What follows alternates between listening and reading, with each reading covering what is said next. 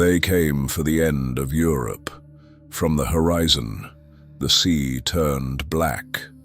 Hundreds of ships, oars striking in perfect rhythm. War drums rolling across the water, an empire advancing.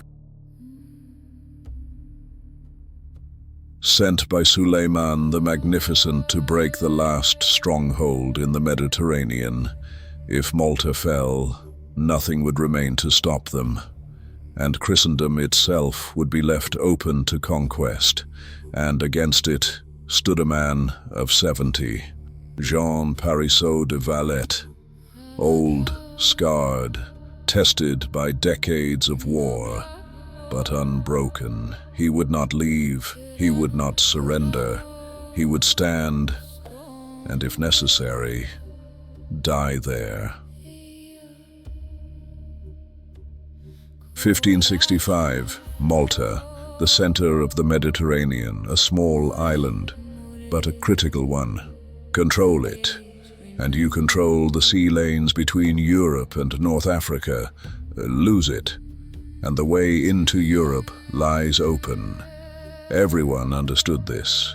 This would become one of the greatest sieges in history.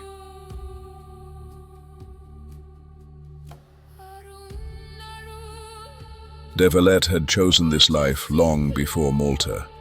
He entered the Knights Hospitaller as a young man, a brotherhood of warrior monks, bound by discipline, by faith, by war. They had already lost Rhodes, taken by the Ottomans under Suleiman the Magnificent, driven out, forced to abandon what they once held. Malta was what remained, and de Valette understood there would be no second loss. Before he led, he endured, captured by Barbary corsairs, Muslim raiders from North Africa tied to the wider Ottoman world. He was chained to a galley, years at the oar, the crack of whips, the burn of the sun, men collapsing beside him, their bodies thrown into the sea without a word. No glory, only survival, and he endured it.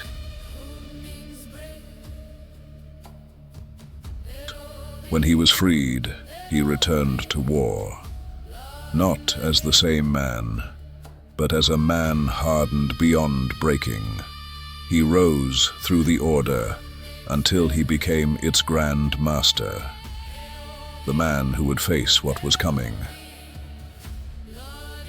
In 1565, they came, around 40,000 Ottoman troops, veterans, janissaries, elite soldiers, led by Mustafa Pasha and Turgut Reis. Against them, just over 6,000 Europeans, knights, soldiers, militia, outnumbered, but not outmatched in will. The first target, Fort St. Elmo, small, exposed, doomed, and yet it held. For weeks, under constant bombardment, cannons tearing through stone, walls collapsing, men buried beneath the defenses they refused to abandon, and still they fought.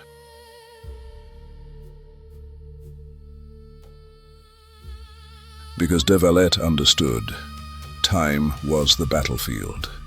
Every day the fort held, bled the invaders. When it finally fell, no one inside survived.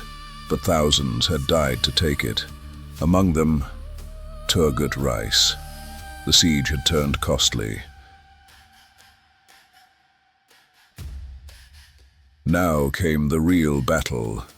Birgu, Senglea, assault after assault, gunfire, explosions, breaches opening in the walls, and then close combat at the walls. Inside the defenses, across narrow streets and broken ground, steel against steel, no distance, no pause. De Valette moved through it, not behind. Inside it, weapon in hand, 70 years old, standing where the line faltered. He refused evacuation. If Malta fell, he would fall with it. There were moments when everything was lost, when the enemy broke through, when the defenses collapsed inward, when the men simply had nothing left, exhaustion, hunger, injury, and still they held, not because they believed they would win, but because they refused to be overrun. Then they moved forward, not to survive, to drive them out. The push began, step by step, forcing the Ottoman forces backward toward the shoreline. And there the fighting turned savage. Close combat, blades striking at arm's length, men forced into the surf, others dragged under, bodies in the water, waves crashing, turning red as the fighting raged. And still, the Europeans pushed forward, relentless, unstoppable, until the Ottoman forces broke, driven into the sea, cut down in the surf, and forced back to their ships. Driven from the shore they could not take. After months of fighting, the invasion failed. The force sent to take Malta was thrown back into the sea. What happened there did not end with the battle. Across Europe, the news spread. Suleiman's Ottoman army had come to break the island and had been repelled. Not by numbers, but by resistance, by discipline, by men who refused to be overrun.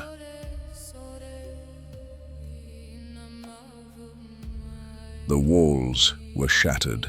The air still carried the weight of what had happened. And at the center of it, Jean Parisot de Valette. He did not stop. He built something permanent, Valletta, a fortress city designed to endure, a mark left in stone of what had been faced and overcome. And when his time came, he was laid to rest beneath it. The inscription on his tomb states in Latin, "Here lies La Valette, worthy of eternal honor, he who was once the scourge of Africa and Asia and the shield of Europe, whence he expelled the barbarians by his holy arms, is the first to be buried in this beloved city, whose founder he was." He stood when collapse was expected. He chose to fight when surrender would have been easier. And in that moment, the outcome was decided not by numbers, but by will. Courage, eternal,